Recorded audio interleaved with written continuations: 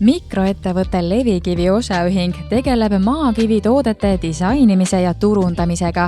Tehakse koostööd kivitöötlejate, arhitektide, sise- ja väliskujundajate, ehitajate, raidurite ja skulptoritega. Ettevõte pakub lõigatud suuri kive nii ehitusmaterjaliks kui disainelementideks, nii siseruumidesse kui õue. Müügis on erineva kuju ja mõõduga kivitooted, vundamendi või fassaadikivid, ukse ja akna sillused, trepid, põrandad, aknalauad.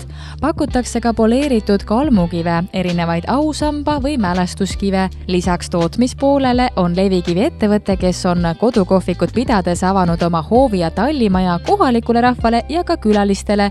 Nii tori ööde ja päevade kui 2 kohviringi ümber Soomaa raames. Osaletud on ka üle-eestilistel üritustel maal elamise päev ja avatud talude päev. Osaühingule Levikivi on hea koostöö kogukonna, Tori valla ja valla kultuurikeskusega ning Soomaa teiste turismiettevõtjatega.